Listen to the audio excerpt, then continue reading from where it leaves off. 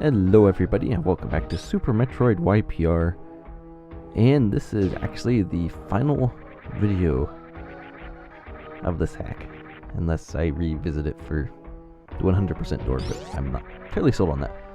Anyway, beyond this locked door we have Screw-Tech,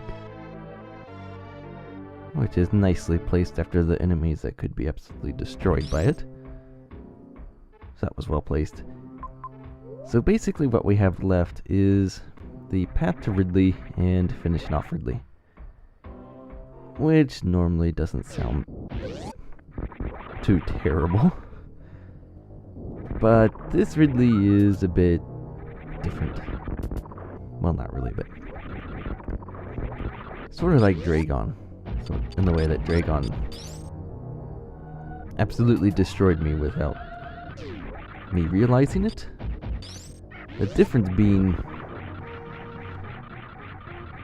I realized it during Ridley because he finishes me off a few times, which I am very sad to say, but it happens, so I can't say too much about it.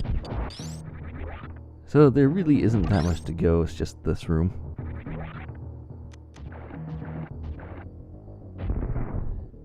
And this eyeball door, Ghidorah, I believe. And then it's just Ridley. Now, his room is also a little bit painful. Mostly because those spikes. And those spikes.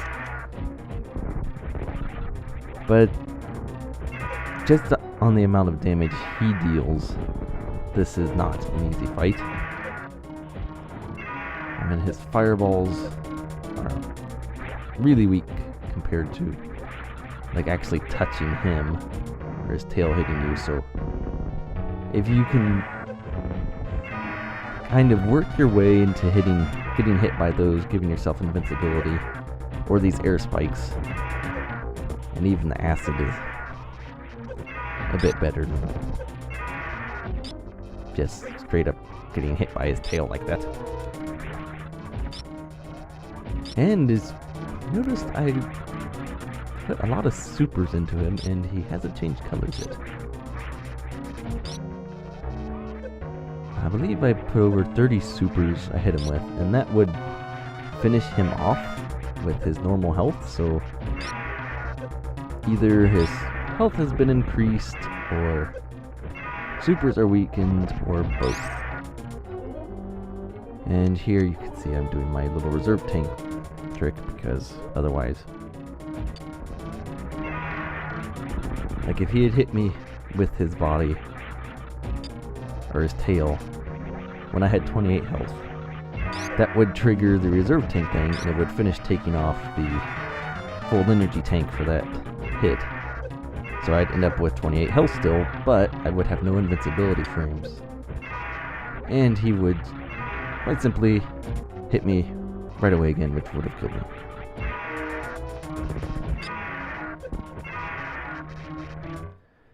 So that is the first of, unfortunately, quite a few deaths. Obviously the video length isn't 4 hours, so I don't spend forever on him, thankfully, but he is actually a really, really hard fight. But unlike Dragon, I don't like this one as much. I have no issue with him being stronger, he hits harder, has more health. That I don't have issue with that. It's that his room is way more annoying. Like with J-Gun's room, the only thing that really changed was besides the little turrets shooting faster and not dying to missiles very easily. With that, I didn't mind so much. It was just that one crab that was suddenly solid in there. Ridley's room, the air spikes in the middle, they don't deal that much damage, but they really ruin. I guess they change how I play because I'm jumping around a lot, attacking him.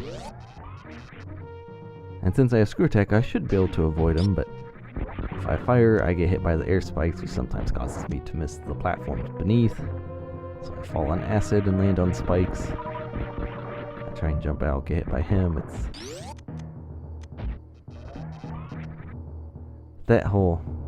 It's really just those air spikes. If those weren't there in the middle of the room,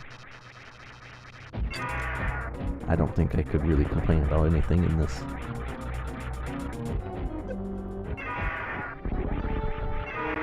Because they push you around a little bit too, so it kind of messes you up where you're aiming to sometimes.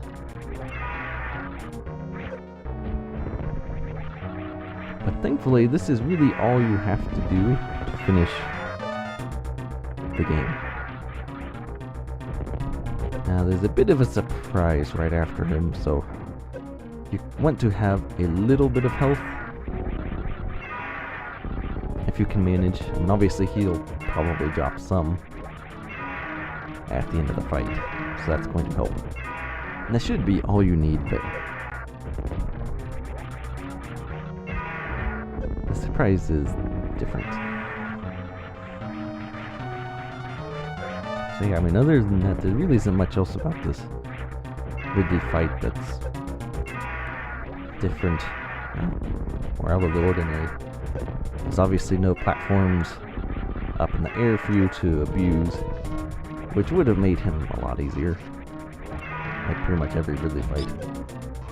And sometimes with his stabbing tail motion, he gets caught up on those spikes up top too, so those spikes are annoying for both sides.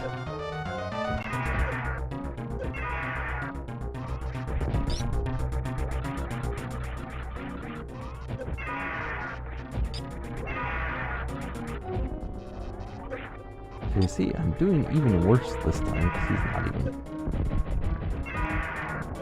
as colorful as last time, so that's the end of yet another Ridley fight with me losing. When I finally do get him, I found the best combination was actually to use supers and missiles. And I believe after I used those up, then I finished him off with plasma. I don't know if he has a weakness to missiles, but they seemed more effective when I finally decided to try to use them. So there may be something to that. I never actually looked in Smile to check to see if his vulnerabilities have been changed a little bit. Or maybe the damage ratios have been altered slightly between missiles and such. The beams.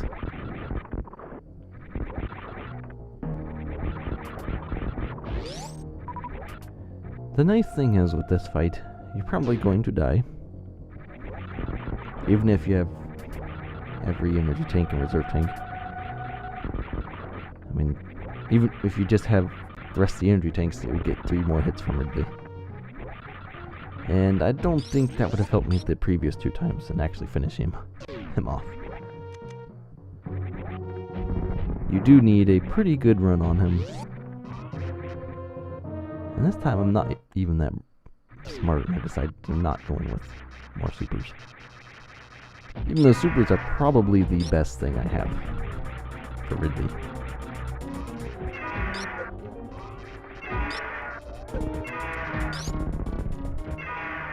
Even though the Ice Wave Plasma combo is more powerful, like I said, missiles seem to...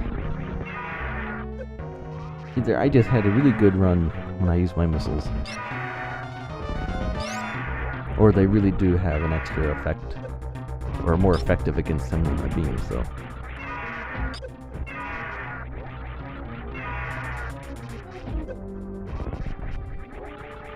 So yeah, but the nice thing about it is there is a save that's close by. You don't have to travel too much, and you have Screw Attack to deal with the enemies in the one room that you absolutely have to defeat. Another good option, which I do end up using, I think, when I finally beat him, is Power Bombs. Because Ridley's AI makes him, for some reason, I don't get this, and I'll explain why in a bit, but the Power Bombs kind of like, I don't want to say scare, they don't really push or scare him. but he flies away from the explosion. So if you're down in the bottom, you're trying to keep him away from hitting you, lay a power bomb, he will fly up top and stay there for a little bit. And if you lay a little bit higher, you can hit him with the power bombs while still keeping him up top. Now, that being said, there is no logical reason in the game for him to actually do that. Because of all Samus' arsenal right now, power bombs are probably the least effective on him. And the power bombs, even if they hit him twice, which they can, the power bombs might deal more damage, but they're not very cost effective because the amount of time it takes for them to explode and all that other fun stuff is just not very cost effective. So there really is no reason for Ridley to fly away from them. Because of all this things Samus could do, that's probably the worst one for her. But it's in the game, so. However, pushing him away sometimes is useful for staying alive, so I have no issue using that strategy on him. And really, any strategy that works on a boss, why would you have an issue? Why would any player logically have an issue with it if it helps them stay alive? Unless it's going for speedruns and it's a really slow strategy. That's the only option, I think. But even sometimes in speedruns, you just want to stay alive.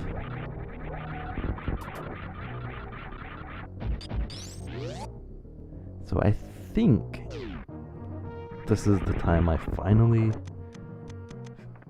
finish him off, have a really good run. Last time I almost was entirely using my beam on him, and that did not get very far, so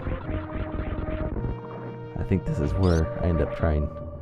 Go ahead using my supers and then trying with missiles, because my beam did not seem to do much.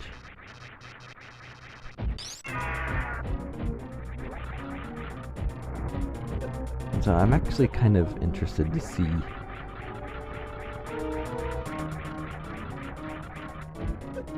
in fact, I'm recording this right after I read a comment from IxFa about using the black sidebars on the video, filling them in with information. Maybe I'll look that up and smile. And put Ridley's stats up here on the side somewhere. Maybe I'll try that. Since I don't think I'll be revisiting this hack, so I don't think spoiling anything in here is going to matter much. For me, anyway.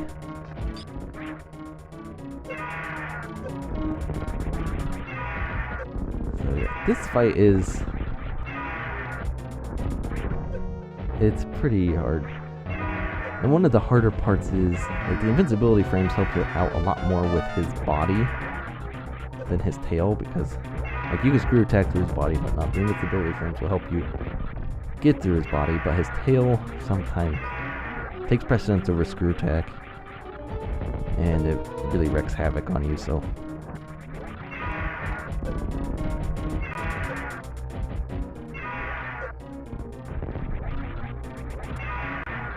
And Ridley's AI reacts to what you do a lot, so jumping around and doing all kinds of stuff is, you can kind of maneuver him around too, which should help you out with this, if you're playing this,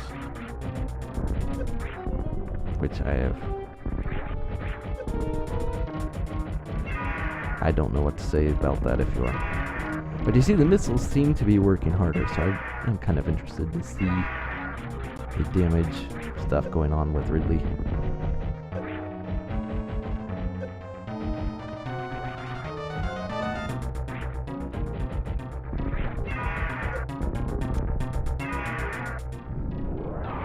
So yeah, you can see he's kind of flying away from the explosion. And you can even push him down if you want.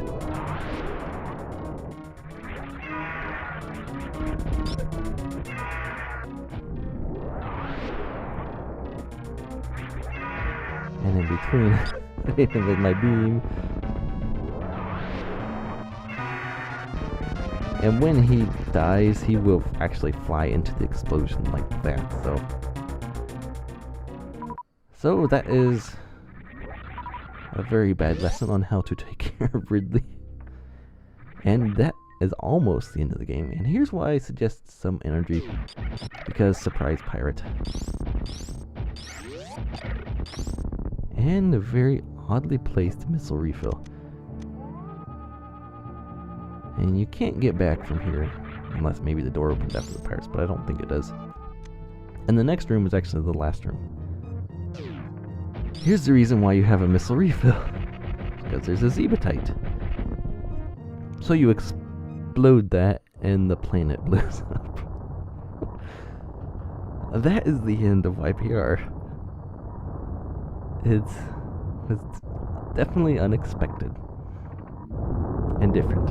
So that part is actually really good about it. It's still a really weird ending. I think the hack, even Samus felt bad about the hack, so she just decided to blow the thing up.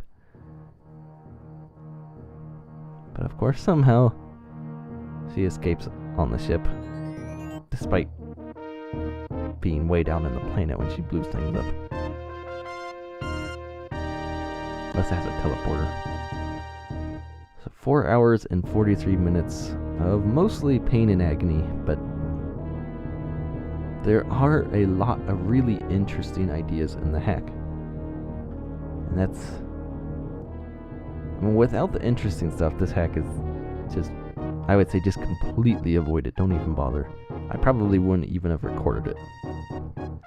But with the interesting ideas, the hack still...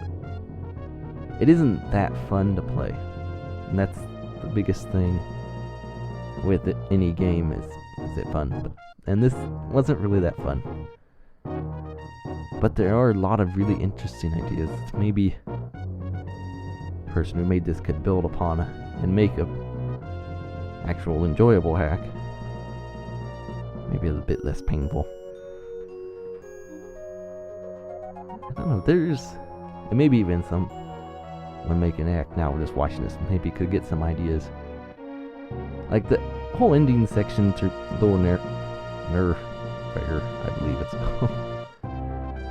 That whole part of the hack kind of redeemed it a little bit to me because it was different and interesting. The mini-boss thing was pretty neat. And really was a bit much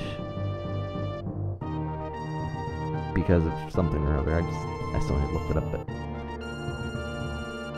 otherwise, it's mostly a half hack, which I've said before I don't really like because not much has changed there. There wasn't much creativity in making a map or anything like that. And basically had to slog through the whole thing just to come across some interesting ideas that weren't always executed that well.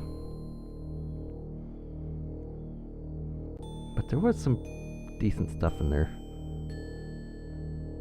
And it was definitely interesting, just maybe not in the best way. So I would not recommend the hack to play for fun. If you're interested in learning some things, maybe trying to find different ideas to think outside the box a little bit, you might want to take a look at this hack. There are some interesting things in here that maybe will inspire you to create your own things, whatnot, like that shutter puzzle to get that one energy tank. That was probably one of the best puzzles I've come across. So take that for what it's worth. That was Super Metroid YPR. And we will see you for the next hack or something, whatever that's going to end up being. So we will see you for that.